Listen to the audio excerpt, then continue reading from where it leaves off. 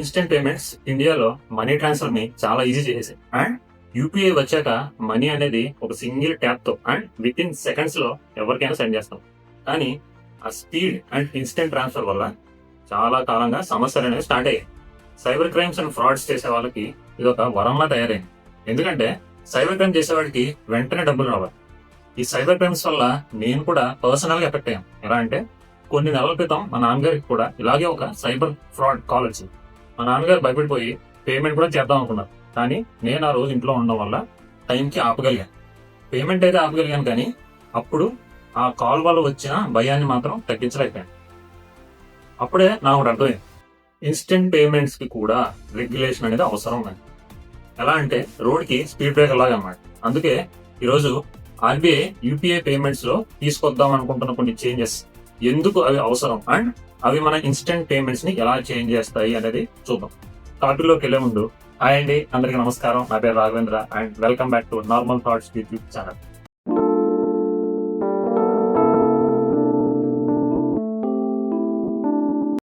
ఇప్పుడు అసలు UPI payments లో చేంజెస్ ఎందుకు కన్సిడర్ చేస్తున్నారు అంటే అర్థం కావాలంటే మనకి ఇండియాలో యూపీఐ పేమెంట్ యొక్క స్కేల్ ఏంటో మీకు తెలియాలి. ఇప్పుడు ఇండియాలో యూపీఐ పేమెంట్స్ ప్రతి నెల బిలియన్స్ ఆఫ్ ట్రాన్సాక్షన్స్ ని హ్యాండిల్ చేస్తూ ఉంటుంది. దాని వాల్యూ లాక్స్ ఆఫ్ క్రోర్స్ లో ఉంటుంది. ఆ లెవెల్ కి యూపీఐ అనేది గ్రో అయింది. కానీ ఈ గ్రోత్ తో పాటు సైబర్ ఫ్రాడ్ కూడా పెరుగుతూ వచ్చింది. స్టాటిస్టిక్స్ ప్రకారం 2025 ఇయర్ లో ఇండియాలో 28 lakh సైబర్ ఫ్రాడ్ కేసెస్ అనేది రిజిస్టర్ అయ్యాయి. ఇవి జస్ట్ రిజిస్టర్ అయిన కేసెస్ మాత్రమే. అండ్ ఈ సైబర్ క్రైమ్స్ వల్ల నష్టపోయిన అమౌంట్ ఎంతో తెలుసా? దగ్గర 22,000 కోట్ల రూపాయలు. అండ్ ఈ స్కామ్స్ ఎలా ఉంటాయంటే ఫేక్ యూపీఐ లింక్స్ పంపించడం, లేకపోతే స్విమ్ స్వాప్ చేయడం, లేకపోతే సోషల్ ఇంజనీరింగ్ చేయడం. సోషల్ ఇంజనీరింగ్ అంటే ఏం లేదు, ఒక సిచ్యువేషన్ క్రియేట్ చేసి భయపడతారు అనమాట. ఇవి కామన్ గా ఎలా జరుగుతాయంటే మీ అకౌంట్ బ్లాక్ అయిపోతుంది, లేకపోతే మీ సిమ్ కార్డ్ బ్లాక్ అయిపోతుంది, లేకపోతే మీ ఇంట్లో పవర్ కట్ చేస్తారు, మీ ఆధార్ కార్డ్ ని బ్లాక్ చేస్తారు అని చెప్పి ఫస్ట్ మనం భయపడతారు. ఆ భయంతోనే మనల్ని ట్రాప్ చేస్తారు అనమాట. సేమ్ ఇలాంటిదే మా ఫాదర్ కేసు జరిగింది. సో ఇప్పుడు ఆర్బీఐ ఏం ప్రపోజ్ చేస్తుందో 1 by 1 చూద్దాం. ఇందులో ఫస్ట్ అండ్ ఇంపార్టెంట్ ప్రపోజల్ ఏంటంటే 10,000 రూపీస్ కంటే అండ్ 10,000 అండ్ అంతకు మించి చేసే ప్రతి ట్రాన్సాక్షన్ కి 1 hour డిలే చేయాలి. అంటే అన్నోన్ అకౌంట్స్ కి మనం యూపీఐ చేస్తే, అంటే ఫోన్ పే ద్వారా కానీ గూగుల్ పే ద్వారా కానీ ఏదైనా మీరు యూజ్ చేస్తుంటారు, లేకపోతే నెట్ బ్యాంకింగ్ లేకపోతే ఐఎంపీఎస్ యూజ్ చేసి అన్నోన్ నెంబర్స్ కానీ అన్నోన్ అకౌంట్స్ కానీ మీరు ట్రాన్స్ఫర్ చేస్తే అది ఇప్పుడు ఒక 1 hour వరకు డిలే అవుతుంది అన్నమాట.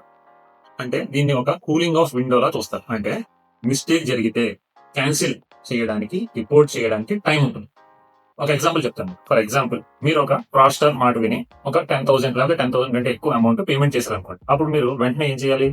వెంటనే మీరు 1930కి డైల్ చేయాలి. కాల్ చేసి మీకు ఏ నెంబర్ నుంచి కాల్ వచ్చింది అండ్ ఆ నెంబర్ కానీ, లేకపోతే మీరు ఏ నెంబర్కి అయితే మనీ సెండ్ చేశారు, లేకపోతే ఏ లింక్ కి అయితే సెండ్ చేశారు ఆ లింక్ కానీ ఆ సైబర్ క్రైమ్ వాళ్ళకి మీరు సబ్మిట్ చేసినట్టయితే మీ అకౌంట్ లోంచి ఏదైతే మనీ సెండ్ అయిందో ఆ అమౌంట్ ని ఆ 1 hour లోపల మీరు రిపోర్ట్ చేయగలిగితే ఆ అమౌంట్ ని మళ్ళీ మీ అకౌంట్ లోకి రీఫండ్ చేసే అవకాశం ఉంటుంది అన్నమాట. సో ఇలా డబ్బులు నష్టపోకుండా ఈ 1 hour డీలే అనేది ఒక విండోని క్రియేట్ చేస్తుంది. అండ్ దీంతో పాటు ఆర్బీఐ మనం యూజ్ చేసే యూపీఐ అప్లికేషన్స్ లో క్యాన్సిల్ పేమెంట్ ని కూడా, అంటే క్యాన్సిల్ ఆప్షన్ ని కూడా తీసుకొచ్చే ఆలోచనలో ఉంది. అంటే మనం ఒక ట్రాన్సాక్షన్ చేసి అదే వేరే వాళ్ళకి పంపించేసాం అనుకుంటాం ఒకసారి. అలాంటప్పుడు ఆ అమౌంట్ ని కూడా మనమే క్యాన్సిల్ ట్రాన్సాక్షన్ చేస్తే అమౌంట్ మళ్ళీ మనం రిఫండ్ వచ్చే ఆప్షన్ కూడా ఆర్బీఐ చెక్ చేస్తాం. చూద్దాం ఇంప్లిమెంటేషన్ లోకి ఏం వస్తాయో మళ్ళీ వచ్చాక మళ్ళీ మనం డిస్కస్ చేసుకుందాం. సెకండ్ ఏంటంటే మల్టీ ఫ్యాక్టర్ అథెంటికేషన్ అంటే మీకు సింపుల్ గా అర్థం చేస్తాను. మనం ఇప్పుడు యూజ్ చేసే యూపీఐలో ఏదో పిన్ యూజ్ చేస్తాం. మనం పేమెంట్ అండ్ అమౌంట్ అంటే పిన్ యూజ్ చేస్తాం, లేకపోతే పాస్వర్డ్ లేకపోతే ఫింగర్ ప్రింట్ యూజ్ చేస్తాం, మనం పేమెంట్ ని కంప్లీట్ చేస్తాం. దాన్ని సింగిల్ ఫ్యాక్టర్ అథెంటికేషన్ అంటారు. అంటే ఒకటే ఉంది అన్నమాట. కానీ ఇప్పుడు ఫ్యూచర్ లో డిజిటల్ పేమెంట్స్ కి ఆ ట్రాన్సాక్షన్స్ కి ఇంకొక ఎక్స్ట్రా వెరిఫికేషన్ లేయర్ అనేది రావచ్చు. అంటే సింగిల్ ఓటీపీ ఆ సింగిల్ పిన్ కాకుండా ఇంకొక ఎడిషనల్ కన్ఫర్మేషన్ ఇస్తేనే పేమెంట్ కంప్లీట్ అవుతుంది. అండ్ దీంతో పాటు ఇంకొక పర్సన్ కూడా ఈ కన్ఫర్మేషన్ లేకపోతే అథెంటికేషన్ కి యాడ్ చేసే ఫీచర్ ని కూడా ఆర్బీఐ చెక్ చేస్తాం. ఎలాగంటే మీకు ఎగ్జాంపుల్ చెప్తా.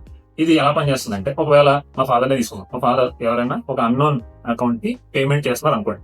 మా ఫాదర్ అమౌంట్ ఎంటర్ చేసి పిన్ ఎంటర్ చేసేస్తే వెంటనే అది ఏమవుతుందంటే పేమెంట్ కంప్లీట్ అవుతుంది. అది నాకు కూడా ఒక నోటిఫికేషన్ లేదా ఒక ప్రాంప్ట్ లా వస్తుంది అనమాట. ఈ పేమెంట్ ని యాక్సెప్ట్ చేయాలా లేకపోతే రిజెక్ట్ చేయాలా అని. అప్పుడు నేను యాక్సెప్ట్ చేస్తేనే అప్పుడు ఆ పేమెంట్ అనేది కంప్లీట్ అవుతుంది. సో ఇలా ఒక పర్సన్ ని కూడా ఒక లేయర్ ఆఫ్ సెక్యూరిటీగా యాడ్ చేసే ఫీచర్ ని ఆర్బీఐ అనేది చెక్ చేస్తుంది. ఈ ఫీచర్ ఎవరికి యూస్ అవుతుందంటే ముఖ్యంగా ఇంట్లో పెద్దవాళ్ళు ఉంటారు కదా, తెలియకుండా ఏదో చేస్తుంటారు, వాళ్ళకి ఈ ఫీచర్ అనేది చాలా ఉపయోగపడుతుంది. అండ్ థర్డ్ చేంజ్ ఏంటంటే రీఫండ్ ఆర్ ప్రొటెక్షన్ మెథడ్స్. అంటే ఒక ఫ్రాడ్ జరిగింది అనుకున్నాం, అంటే మనం డబ్బులు కట్టేస్తాం, ఆ ఫ్రాడ్ జరిగిన వాళ్ళకి ఎంతో కొంత రీఫండ్ గవర్నమెంట్ అయితే ఆర్బీఐ నుంచి ఇచ్చేలాగా ఆలోచిస్తుంది అనమాట. ఎలాగంటే 85% రిఫండ్, అంటే మనం కట్టిన డబ్బులు, మనకు నష్టపోయిన డబ్బులు 85% కానీ, లేకపోతే మాక్సిమం ఎంత అమౌంట్ అయినా మాక్సిమం ఒక 25,000 వరకు మనకు రీఫండ్ వచ్చేలాగా ఆలోచిస్తుంది అనే ఒక న్యూస్ అయితే ఉంది. కానీ ఇది నిజమో కాదు పక్కన పెడితే, దీని అర్థం ఏంటంటే ఆర్బీఐ వాళ్ళు ఈ విషయాల మీద కొంచెం సీరియస్ గా ఆలోచిస్తున్నారు అనేది. ఎందుకంటే ఫాస్ట్ గా సిస్టమ్ లో ఫాస్ట్ గా మనీ అనేది ట్రాన్స్ఫర్ అయితే రికవర్ చేయడం అనేది చాలా కష్టం. సో ఇవి 3 చేంజెస్ ఆర్బీఐ అనేది ప్రపోజ్ చేస్తాం. సో ఇప్పటిదాకా మనం ఏ చేంజెస్ చేస్తున్నారో చూసాం. ఇవి విన్నప్పుడు ఇది మంచి డెసిషన్ అని అనిపిస్తుంది. కానీ ఇప్పుడు ఈ చేంజెస్ వల్ల ప్రోస్ అండ్ కాన్స్ కూడా చూద్దాం. ఎందుకంటే ఈ చేంజెస్ ఫ్రాడ్ ని ప్రివెంట్ చేయగలవు అండ్ డీలే కూడా చేయగలవు. కానీ ఇక్కడ ఇంకొక సైడ్ ఉంది ఈ వచ్చే చేంజెస్ కి. అది ఏంటంటే మనం చేసే ప్రతి ట్రాన్సాక్షన్ స్కామ్ కాదు, నిజమా కదా? మనం రోజు పొద్దున్న లేస్తే కిరాణా కొట్టుకెళ్ళి దగ్గర నుంచి పాల ప్యాకెట్ తీసుకోవాలన్నా, కర్రీ పాయింట్కి వెళ్ళినా, ఎక్కడికి వెళ్ళినా ప్రతి దగ్గర యూపీఐ ట్రాన్సాక్షన్ చేస్తా ఉన్నాం. కానీ ప్రతి ట్రాన్సాక్షన్ ఫ్రాడ్ కాదు కదా. సో దానివల్ల అలాగే ఎమర్జెన్సీ సిచ్యువేషన్ లో, ఫర్ ఎగ్జాంపుల్ హాస్పిటల్కి వెళ్ళాం, హాస్పిటల్లో మనం అప్పటిదాకా హాస్పిటల్ స్కానర్ మనం కానీ, హాస్పిటల్ అకౌంట్ కానీ, హాస్పిటల్లో ఉన్న స్కానర్ కానీ మనం సేవ్ చేసి పెట్టుకోం కదా. ఏదో హాస్పిటల్కి వెళ్ళి ఎమర్జెన్సీలో అమౌంట్ ట్రాన్స్ఫర్ చేయాలంటే ఈ 1 hour డీలే అనేది చాలా పెద్ద ప్రాబ్లం అనిపిస్తుంది. ఇక్కడే సిస్టమ్ అనేది ఒక గ్యాంబుల్ తీసుకుంది. ఆ గ్యాంబుల్ ఏంటంటే సేఫ్టీని పెంచడానికి ట్రాన్స్ఫర్ స్పీడ్ ని తగ్గించింది. ఇంకా వేరే ఎఫెక్ట్స్ కూడా ఉన్నాయి. ఏంటంటే సైబర్ క్రైమ్ చేసే, ఇప్పుడు మనం ఏం మాట్లాడుకున్నాం, 10,000 అంటే అమౌంట్ అంటే ఎక్కువ అని మాట్లాడుతాం. కానీ సైబర్ ఫ్రాడ్స్ చేసేవాళ్ళు ఫర్ ఎగ్జాంపుల్ 9,000 వరకు ఫ్రాడ్ చేయడం స్టార్ట్ చేస్తే, లేదా అంతకన్నా తక్కువ అమౌంట్ చేయడం అంతకన్నా తక్కువ అమౌంట్స్ టార్గెట్ చేసి ఫ్రాడ్స్ చేస్తే ఈ చేంజెస్ తీసుకొచ్చినా కూడా ఉపయోగమే ఉండదన్నమాట. సో ఇది ఒకటి ఉంది. అండ్ అంతేకాకుండా బిజినెస్ పీపుల్ ఉంటారు, బిజినెస్ చేసే వాళ్ళకి మనీ ఫ్లో అనేది చాలా అవసరం. సో ఇలా 1 hour డీలే వల్ల బిజినెస్ వాళ్ళు కూడా కొంచెం ఎఫెక్ట్ అయ్యే మనం. అండ్ నార్మల్ యూజర్స్, అంటే నేను చెప్తున్నాను మీకు, ఇలా ఐడియా లేకుండా ఉండేవాళ్ళు, ఇలాగా చేంజ్ చేసిన ఐడియా లేకుండా వాళ్ళు కూడా అదేంటి నేను పేమెంట్ చేశాను కదా, ఎలా కూడా ఏంటి అనే డౌట్, కన్ఫ్యూజన్ కూడా ఉంటుంది.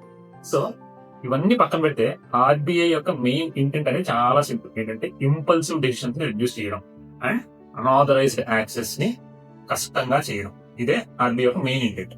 సో ఇప్పుడు మనం చూసిన ప్రోస్ అండ్ కాన్స్ బట్టి మనం అర్థం అవుతుంది ఏంటంటే ఈ రూల్స్ ఇంప్లిమెంట్ అవ్వకపోయినా సైబర్ ఫ్రాడ్స్ అనేది ఎప్పటికైనా ప్రాబ్లం. నేను ఏమంటానంటే సిస్టమ్ ఒక్కటే మనల్ని ప్రొటెక్ట్ చేయలేదు అండ్ మనం తప్పు చేసే సిస్టమ్ ని బ్లేమ్ చేయడం కూడా కరెక్ట్ కాదు. మనం కూడా జాగ్రత్తలు పాటించాలి. ఎందుకంటే చాలా ఫ్రాడ్స్ టెక్నికల్ ప్రాబ్లం వల్ల కాదు, ప్రెషర్, అర్జెన్సీ, నమ్మకం వల్ల జరుగుతాయి. కాబట్టి సింప్లెస్ట్ ప్రొటెక్షన్ ఏంటంటే awareness and కాషియస్నెస్ before doing a transaction. మీతో మాట్లాడుతున్న పర్సన్, అవతల నుంచి మీతో ఏదైనా మాట్లాడుతున్న పర్సన్ ని వెరిఫై చేయడం. అంటే ఏ అక్కలు మీ క్రెడెన్షియల్స్ ఏంటి అనేది ఒక మాట్లాడితే చాలు, అవతల వాళ్ళు నిజమా ఫేక్ అనేది తెలిసిపోతుంది. ఓటీపీలు ఎవరికి షేర్ చేయకండి. అండ్ అర్జెంట్ గా ఈ రోజే అయిపోవాలి, ఇప్పుడే అయిపోవాలి పేమెంట్ అనే థాట్ ని కూడా దగ్గర రానివ్వద్దు. అండ్ ఇవి మీకు చాలా సింపుల్ గా అనిపించచ్చు, చాలా మంది చెప్తుంటారు, కానీ ఇవి చాలా ఎఫెక్టివ్. ఒక చిన్న పాజ్ అనేది ట్రాన్సాక్షన్ ని స్టాప్ చేస్తుంది అండ్ మనం మోసపోకుండా కూడా ఆపుతుంది. మోస్ట్ ఫ్రాడ్స్ టెక్నాలజీ వల్ల కాదు, టైం ఇవ్వకపోవడం వల్లే సక్సెస్ అవుతుంది. కాబట్టి ఈ చేంజెస్ రాకపోయినా కూడా మనం కాషియస్ గా ఉండడం ముఖ్యం. ఎందుకంటే వన్స్ మనీ వెళ్ళిపోతే మన అకౌంట్ నుంచి రికవర్ చేయడం చాలా కష్టం అని కాదు, బట్ ఆల్మోస్ట్ ఇంపాసిబుల్.